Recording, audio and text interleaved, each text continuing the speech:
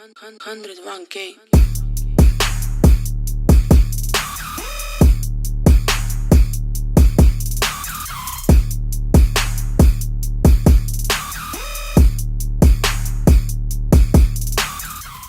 Alright, hey y'all, it's your girl Nash. Welcome back to my channel.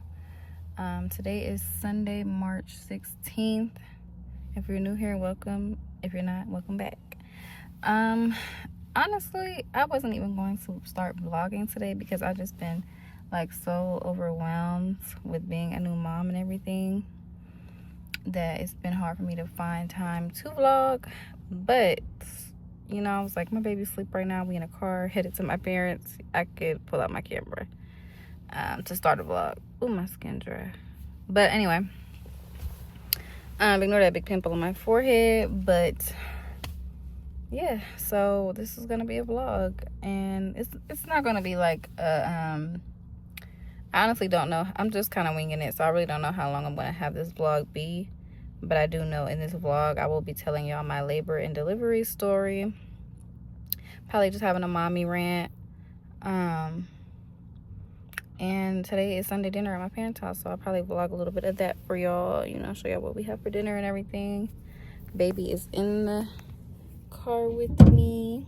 We're in the back seat together, and Papa is driving. So he's pumping gas right now though. But yeah, so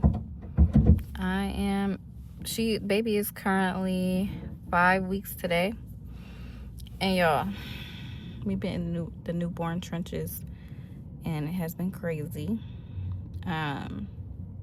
It's like, even though, you know, people were telling us like, oh yeah, you're not gonna have no sleep and everything, nothing can really prepare you for it until you're really in it. And it's just like, you know, you have to just deal with it. But being a parent, you're tired all the time. You try to get a nap in all the time. But yeah, why he trying to be in my video, y'all? Being nosy. But yeah, being a parent, you're tired all the time. Both parents, because my husband is tired all the time. I'm tired all the time. You know, he works and then he helps me out when he's home and on the weekend. Then I'm on maternity leave, so I'm with baby until she turns 12 weeks. And like, I'm just tired too. Like, I don't even know. Like, I feel like this rant is probably all over the place, so I'm gonna just stop and I'll pick it back up when we get to my parents' house and, you know, show y'all like Sunday dinner and everything. But yeah, like, I'm just tired. Like, I'm probably sleep deprived and just saying stuff because of that. So yeah, and I'll be back to tell y'all my labor and delivery story too. All right, hey y'all, welcome back. Obviously y'all see I didn't show y'all Sunday dinner or anything like that. I just got around my family and got comfortable, and I had to pump, and you know, my niece and I was just enjoying my nieces and nephews meeting their cousin and everything. But baby girl is asleep right now, so I'm gonna try to tell y'all my labor and delivery story. But hold on, let me rewind. But it's been 2 days, I think. Yeah, I last talked to y'all on Sunday. Today is now Tuesday. Sunday night, baby girl turned me every which way but loose. She did not sleep. So Monday I was like, I can't. I was trying to just sleep anytime that I could. But I did take a little nap today with her. But let me tell y'all this labor and delivery story. And then at a later time, we can get into the, you know, newborn life and everything. But so on February 8th, my parents, well, really my mom, my pop was there too, but my mom was like, hey, have you been walking and stuff like that? And I was like, because I've been being late. I was lazy my pregnancy. Anytime I could, I would sit down. I was tired. My feet was hurting and stuff. So, no, I was not walking or nothing, trying to induce labor. And so she was like, you need to be walking so this baby can come out. You know, you're 39 weeks, you're full term. So she was like, we're going to go to the stores today and we're going to walk around and everything. So her and my pop came and picked me up, and we went to IKEA. We started walking around. which I definitely started feeling the pelvic pressure while we were walking around and stuff because IKEA is long. And then after IKEA, we went to, I think, Home Goods or At Home. I think we went to Home Goods. And then after that, we went to eat at J. Alexander's Steakhouse. And it's crazy because I didn't even eat much. Like, I brought my food home and I just ate an appetizer because I don't know, my appetite was just like, I don't know, it was weird. And then but you know, it's funny, after I gave birth, I was thinking like, dang, I really should have ate my food because during labor you cannot eat, and so I was starving. So anyway, but that was like my last meal before I went into labor. So when I come home that night, February 8th, you know, go to bed or whatever, I'm feeling, you know, normal and stuff. And then I'm trying to think, when did contractions start coming? I had already been having Braxton Hicks and stuff up until this point, but it started to turn to more like consistent contractions that night, like in my sleep, and it woke me up. I want to say, yeah, it was happening in my sleep, and then I woke up at probably like 5 a.m., 4 a.m., 5 a.m., and I was like, to my husband, I was like, Nate, the pain is getting worse. You know, it's crazy. The pain kept hitting me back to back. I started timing my contractions with this app, and it was saying my contractions was like 6 minutes apart, 7 minutes apart, 5 minutes apart, whatever. So I'm like, we need to go to the hospital because she said when they get, you know, close together and stuff, you know, I should go. So I go to the hospital thinking that my contractions was 5 minutes apart, but once we get there and my mom started timing them, they really was only like, they were like 7 minutes, 6 minutes apart. Anyway, I woke up at 5 in the morning. We start getting ready, packing everything. We get to the hospital at like 7 in the morning, almost 8 in the morning, I want to say. They put me in triage.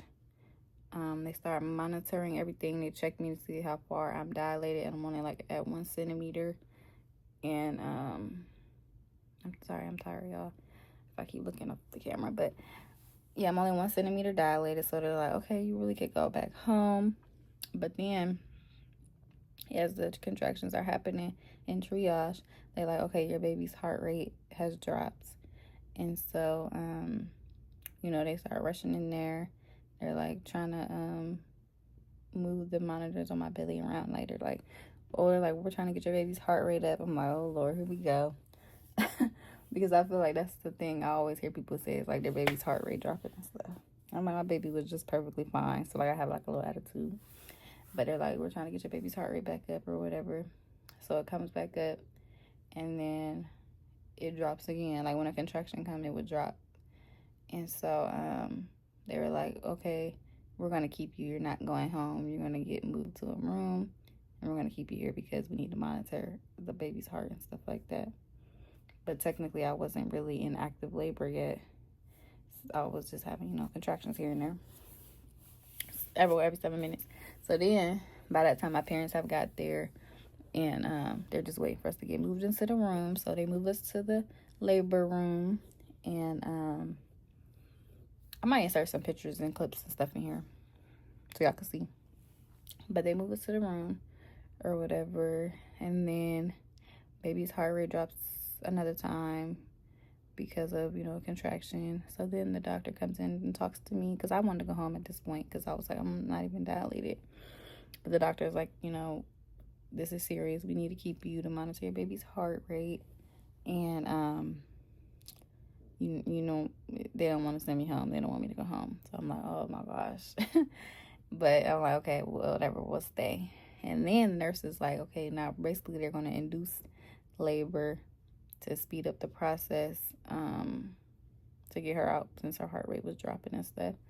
So they gave me the Pitocin at level 2.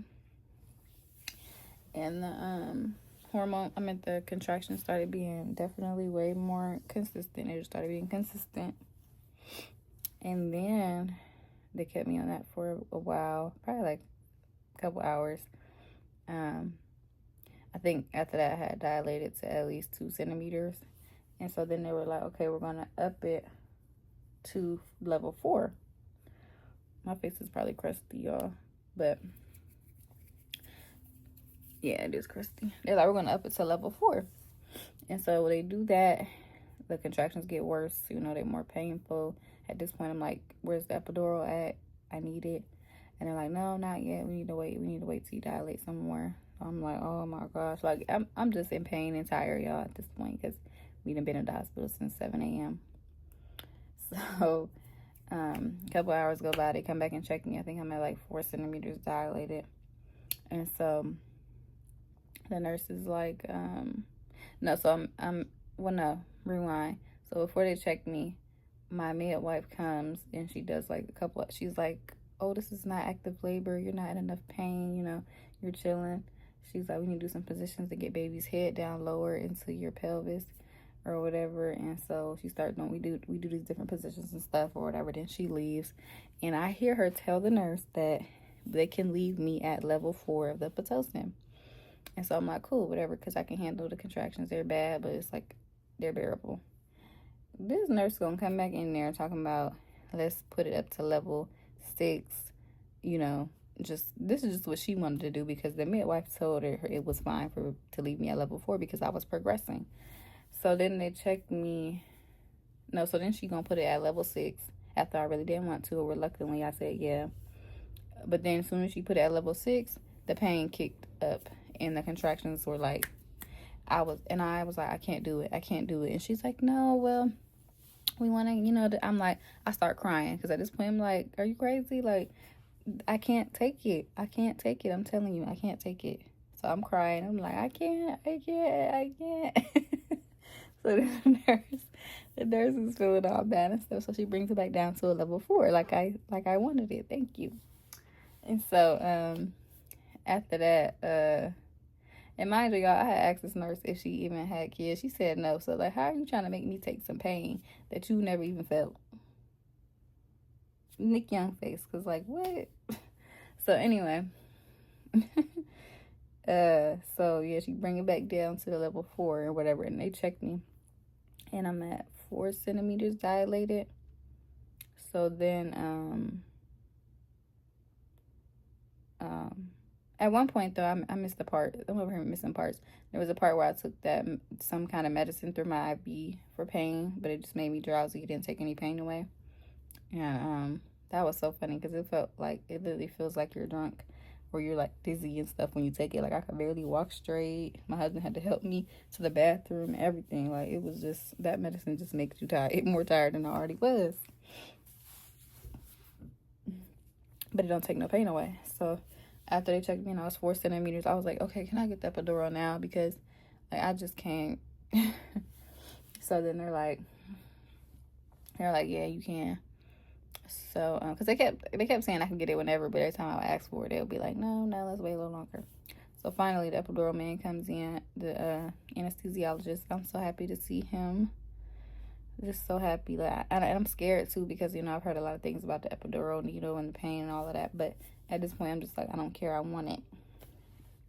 So he come in there and he's like, okay, I'm gonna numb you. And okay, I'm like, okay, he put that needle in. I don't feel it, but I do feel the medicine stinging or whatever. And then then the nurse is like, okay, he's about to put the epidural in. And I'm like, okay. She's like, brace yourself and everything. He put that in, and then he's like, I'm done. I'm like, has he started yet? He talking about I'm done. I'm like, I didn't even feel nothing. So like, don't, you know, be scared or don't listen to a lot of people when they tell you about the epidural because I did not feel a thing. And my legs started going numb shortly after that. And I was just so happy, y'all. Like, and one thing about the epidural is so different than what I thought. Like, it numbs you, but like you can still feel stuff. Like, you know, like I could still feel myself touching my legs. It felt like I wasn't touching my legs though, but I could feel it. I'm like, what is this? And then you can definitely feel your contractions still. Not the pain, but the pressure of them. So you know when you're having one. And then they put me a little catheter in. Didn't feel that. Like, you just don't feel nothing. And they would come every now and then, drain my pee. And then a couple hours, probably, we tried to rest while I was, after I got my epidural. I could finally relax and calm down mentally and physically. And baby's heart rate kept dipping every now and then, but they were like, it's not nothing. It wasn't anything to worry about. Sometimes it was me moving or stuff like that. So she was doing good on the Pitocin. Her heart rate kind of stopped dipping after that. And then they came and checked me. I think I was like 7 centimeters.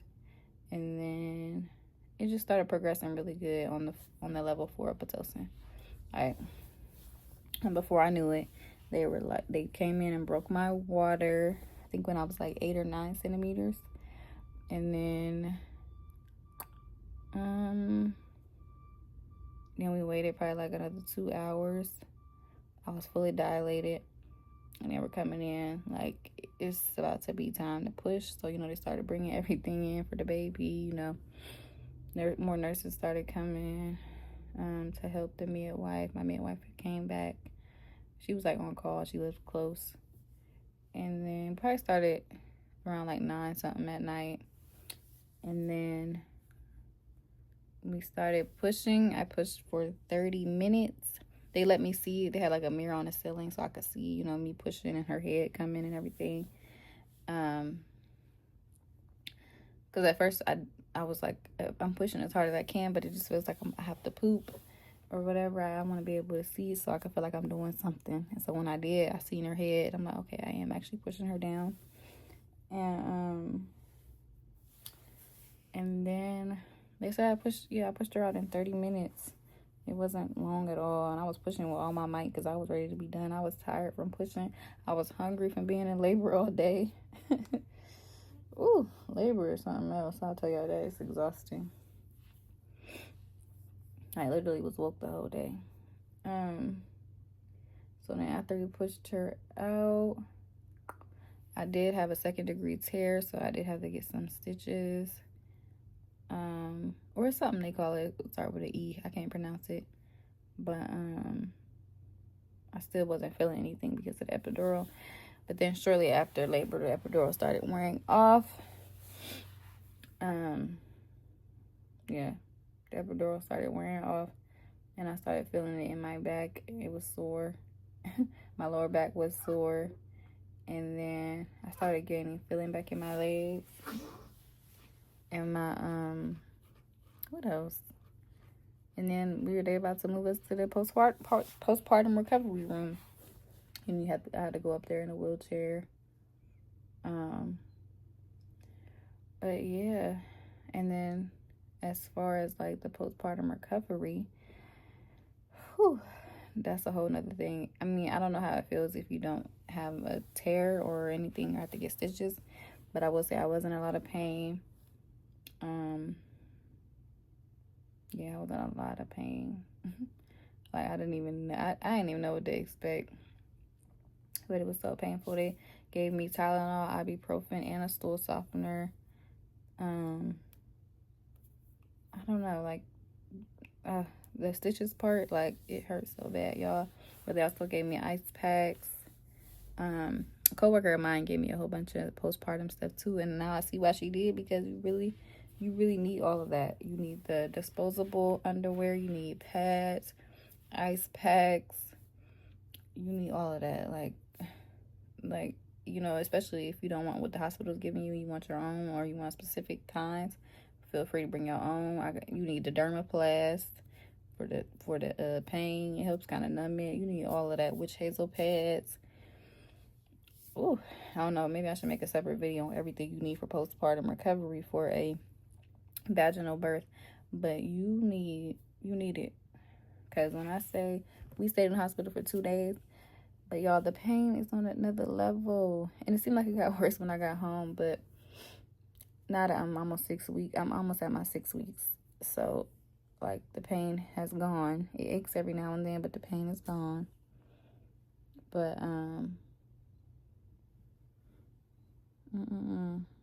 but I don't know. Giving birth It definitely was one of the best moments of my life.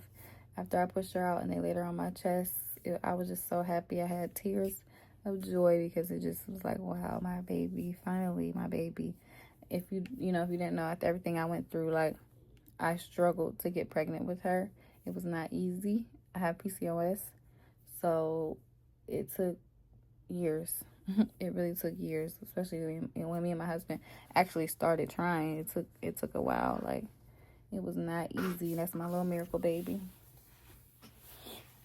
At one point, I really did not think I was gonna be a mom, but yeah, I just had tears of joy.